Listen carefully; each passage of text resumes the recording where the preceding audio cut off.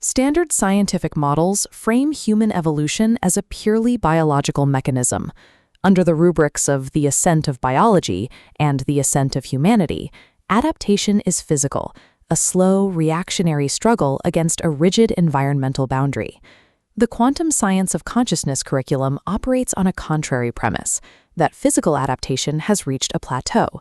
This necessitates a shift from standard biological evolution to deliberate ontological evolution. This shift challenges the operational assumption that human agency is a fixed baseline, a universal trait possessed in equal measure by all individuals. When individuals face complex, seemingly insurmountable challenges, they often hit a systemic block. At this threshold, a static view of agency offers no path forward.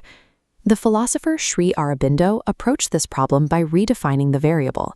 In his framework, free will is an emergent and highly variable property rather than a biological given.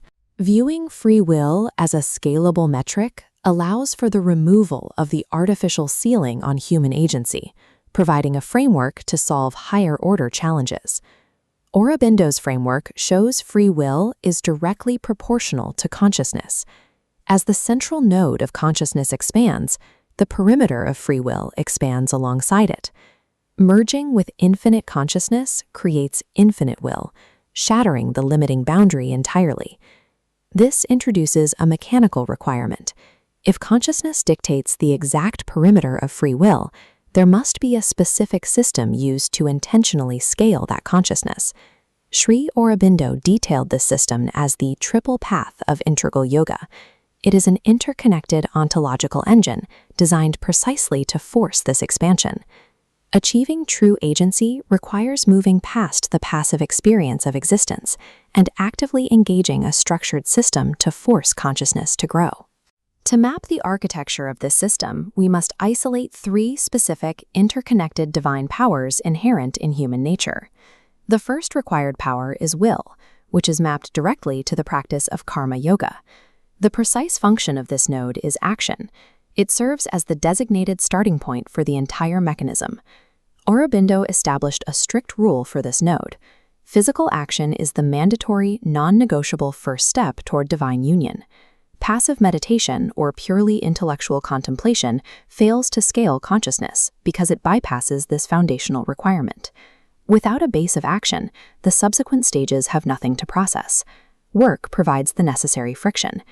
Deliberate physical action generates the raw experiential data required for the next phase of ontologia. Knowledge provides the intellectual foundation for conscious living, allowing the finite human mind to comprehend and access infinite concepts. The initial vector of the system runs from left to right. The raw data generated by physical action culminates in knowledge. However, the source text presents a structural paradox. Knowledge, despite granting access to the infinite, remains incomplete on its own. This necessitates a return vector. To find its ultimate fulfillment, acquired knowledge must be applied back into physical work. This creates a bidirectional feedback loop between will and knowledge, where action refines understanding, and that understanding dictates the next optimized action. Focusing exclusively on one side of this loop halts the expansion of consciousness. One cannot act blindly without learning, nor learn incessantly without acting. Intellectual understanding remains inert until it is metabolized by the continuous feedback loop of deliberate action. To stabilize the lower loop, a final component is required. The third divine power is love, mapped to bhakti yoga. The framework defines love as an ontological endpoint, the motives of devotion, rather than a standard emotional or romantic state. Love functions as the crown of all being.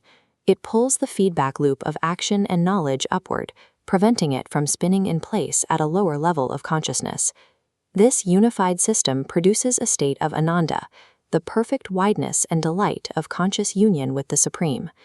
Integral yoga is realized when these three paths fuse into a single, indivisible mechanism for realizing the Supreme Being.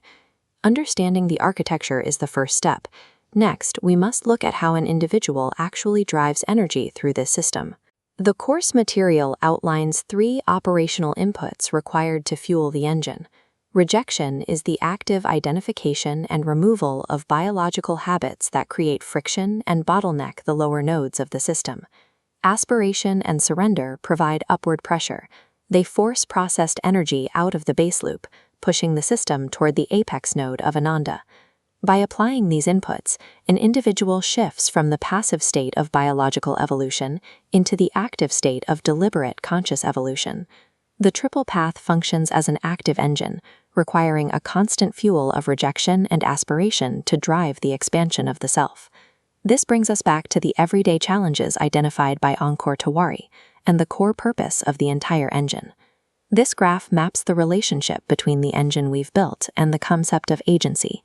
When you hit a challenge you cannot solve, the core issue is a systemic lack of free will at your current coordinates. As you operate the triple path, your consciousness scales along the x-axis. This horizontal movement drives your available free will exponentially higher. The troubleshooting protocol begins by assessing your current level of consciousness to understand why you are unable to exert your will.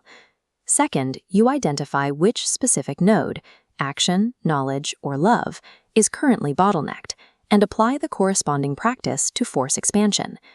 Mastering the synthesis of will, knowledge, and love establishes the specific mechanism for expanding free will until it merges entirely with infinite consciousness.